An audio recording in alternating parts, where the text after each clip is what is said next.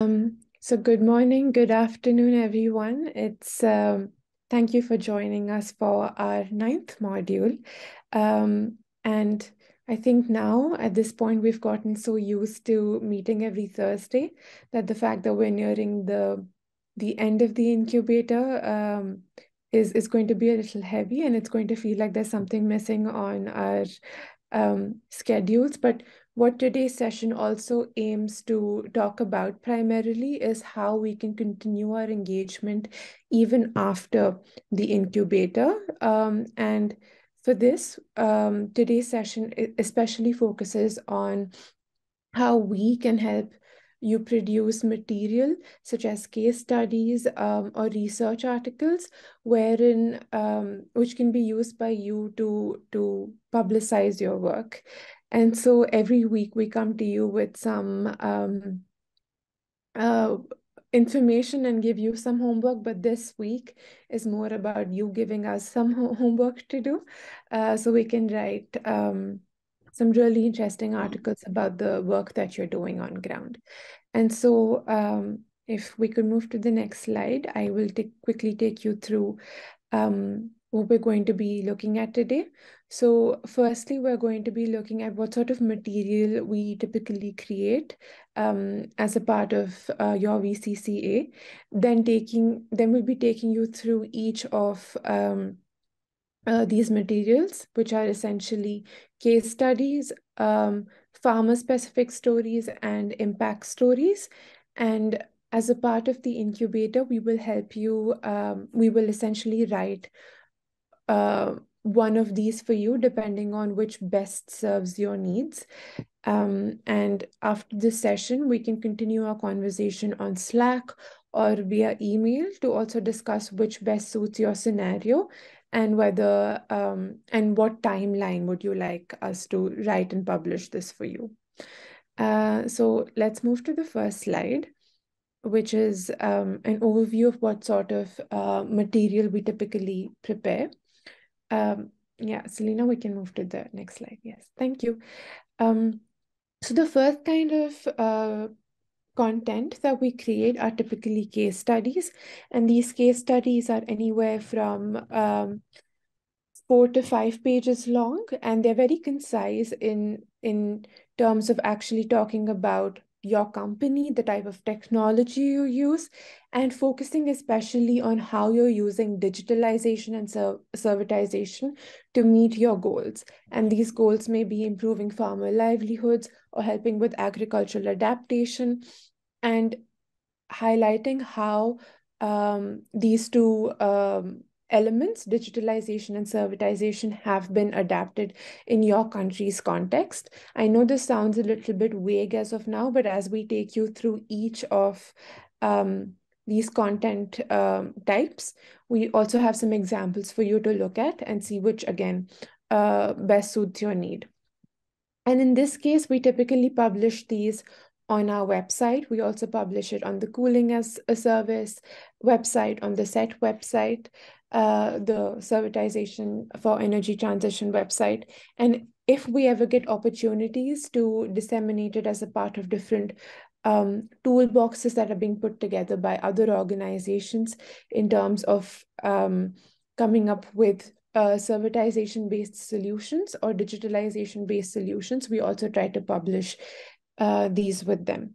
But as a part of the incubator itself, our focus will be to publish these as documents, as PDFs, and also publish them on the website.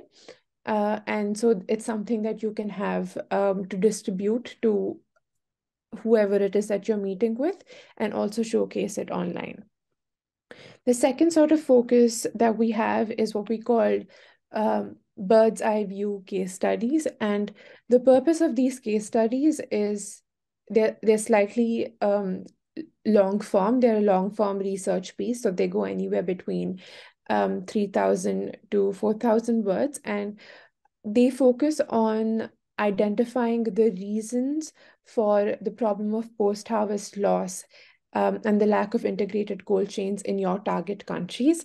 And after deep diving into these aspects of the problem, so especially focusing on the research question within the country's context, we try to contextualize how your work tries to address or remedy the gaps that we've identified during our research. So essentially your problem gets positioned, your solution gets positioned as one of the many ways to remedy the problem of the lack of, say, integrated cold chains, or the problem of post-harvest loss in your target country. And we've seen that these may vary. The reasons why post-harvest loss is prevalent may vary a little bit from country to country, and if needed, we can, during the question answer session, I can also go into details of these differences that we've seen in some of the countries that we've worked in. The third one is something that we're actually yet to explore, which is something that we call from the farm. And this is a more micro level case study where we follow the experience of one farmer that has been using your room. So we follow their experience from before they start using the room to how their livelihoods have changed after using post-harvest cooling. And as of now, what we also do is we typically have farmer testimonials that are recorded, and we turn these into videos. But for this, given that we cannot come to the site, even if you're able to record short testimonials on any recording device, be it a basic camera or a smartphone, we can convert these into videos and embed them into the articles for you to disseminate as well.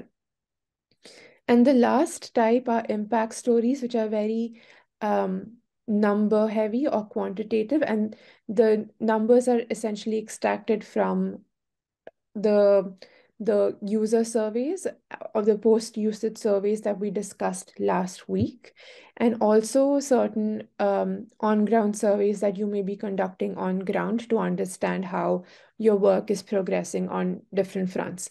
Now, just to let you know, the timeline for us writing these articles for you is anytime between now and the end of May. So you will let us know by the end of May, and we start writing or doing the work through June.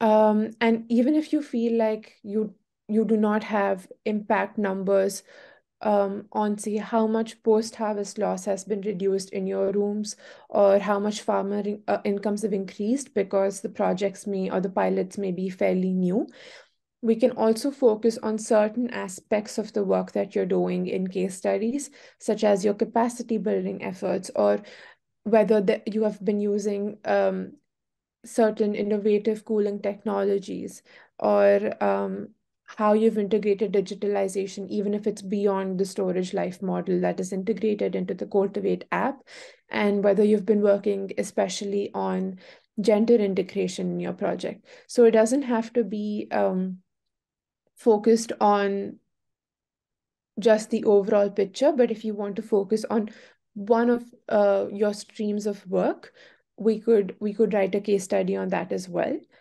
And now I pass the word to Selena, who will take us through each of these content types with examples. And towards the end, of course, we can discuss if you have questions about what each of these cover. And again, we can continue the discussion on which one best fits your case over Slack or email. Yeah, over to you, Selena. Thank you, Simran. Yeah, so as Simran explained, we have different case study types, and the first one is related to the demonstration on how digitalization and servitization are set up in different contexts. And here are a few examples of the type of questions the case study would address. And we would if you decide to go for this type of case study, we would also assist you in further fine-tuning the questions depending on your specific context, but this is roughly what we would ask for. So yeah, overall, we would like to understand how you have set up CAS within your company, what type of technology you're using, and how this technology decision played into your overall business model setup, such as how did it determine your operational expenses and thus the ultimate pricing strategy you went for. Then it would also be nice to understand in detail how you actually determined your pricing strategies, meaning what factors did you consider in determining the usability rate, such as customer base, willingness to pay by users, competition by other companies and prices they're offering, as well as transportation distances, as well as all factors that determine your operational expenses. Then it would also be great to hear or to have an explanation from you then what challenges you were facing in the course of setting up a CAS model, and to have this differentiated between financial, technical, and political challenges, just as an example. And yeah, we would also like to hear how you have identified potential routes to address the challenges you were facing. So this is one example. You can also, we will share the presentation with you, and then you can also have a read through an example just for illustration. You have the link here on the right to the slide. Then the second type of case study is then, as Simran explained, more on contextualizing the problem of food loss at hand of your company and country context. So this one is, out of all types, the most research-based one, as it requires also to understand what the level of food loss is in your country and how this is linked to climate change and how your company operations contribute to solving the problem. So this would be including some baseline research from our end, but then also indications from your side on how you as a company are contributing to food loss in your country overall. And these are just example questions. I think for this one, it would be quite key that we are fine-tuning the questions to more detailed, depending on your country context, once we know you want to go for it. But this is just to give you some orientation. So what would be included in the case study? The level of food loss in your country, the source of it, how this is specifically related to cold storage, and by extension, food supply in your country. And then, it would be nice to be able to integrate also how your operations contribute to it, with regards to the specific type of products that you've chosen. And we would also be including reported increases in income as an example for impact numbers that would go into here. But just for information, and I think we explained this beforehand, information or data such as increase in income is something that we were also able to collect through user data entries via Coldtivate. So that's nothing that you actually that you have to be reporting on yourselves. But just to give you an insight on what would be included in the article. Yeah, just to jump in, even though we will be able to draw the data on increase in income and reduction in post-harvest loss from the app itself, it's only if you're constantly updating the user surveys and the post-usage surveys that this data will be available to us. So please make sure to keep filling in these questions. And just as a reminder from last week's session, Roberta has also highlighted some of the key questions. So if the operators are running out of time to, or they do not have the time to answer all the questions. There are some key questions that would be nice to answer while they can skip the others. And so please do refer back to the presentation from last week to understand which are the key questions to answer on the app for us to be able to provide you with the impact data or draw this impact data from the app and then add it to the article. Because it really strengthens and adds value to the material that we're creating. Sorry, Selena, back to you. No worries, thank you. And yeah, we will have also a session next week on the monitoring evaluation process and how you could how you can support us in making sure that the data is actually entered by users and operators. So now here we have an example for the third type of article. So here it would be really zooming in to the farmers and having them, so to say, tell a story in which they report on their experience with using cooling services. And yeah, here we really want to have the reader be able to dive into the farmer perspective of things. And questions that we would be addressing here are what typical problems are farmers facing in selling their crops? How does this impact their household expenditure and farm work so far and also in the following year? What were the hesitations with using the cold room? What helped build their confidence in using the room? And how has this benefited them in accessing farmer networks, better income? And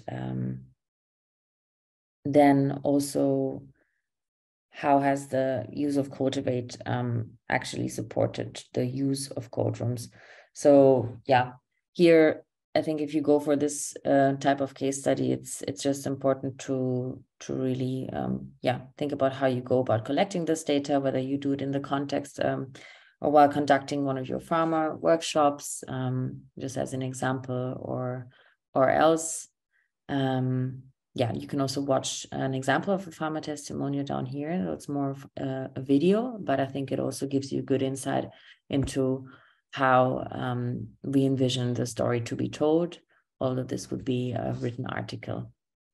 And then we have here the fourth type, which is really on publishing impact numbers that are drawn on one hand from the app and on the other hand from more qualitative surveys, which we will be, I think the next session next week will clarify a bit more what this collection of data would really entail. And we will also provide you with qualitative surveys that enable, that would also support the collection of data for the article. And there are different topics that we could be covering under this case study type. So the first one being capacity building. So here we could draft an article on how your company has conducted the capacity building efforts in order to increase your user base. There's an example we encourage you to have a look into in case you're interested in going for this article. The link is provided here. And then the second one being on gender, whereby the key aspects we would illuminate are the percentage of female users and reported income increase. And on the qualitative data side, we would like to write about the perceptions of female farmers with regards to the benefits of using cold storage and Coldtivate. And then technologies and climate change mitigation is another topic. Here we could, for instance, write about decrease in energy demand per agricultural produce or product types, and the associated reduction in CO2. But if this is also, I mean, this is not set in stone. It's just to give you an orientation what the topic, technologies and clean energy and CO2 emission reductions could be roughly going into. But we're of course also open for any adjustments to this depending on your company and what you would be interested in, and also what you can actually report on. Then the fourth one is more generally on digitalization and agricultural adaptation in the region.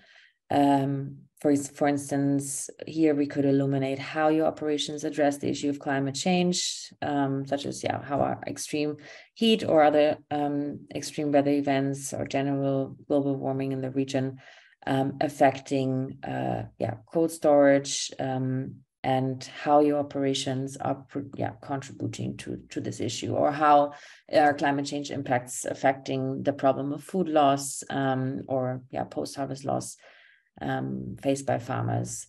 So if you would be interested in putting your company operations into this context for whatever reasons you have, you can go for this one. And I think these are all the different case study types. And please have a look at the presentation after this module, and let us know what you would like to go for, so we can start also thinking about potentially more specific questions related to your country context. And as Simran said, it would be good to be able to really start drafting the case studies by end of May.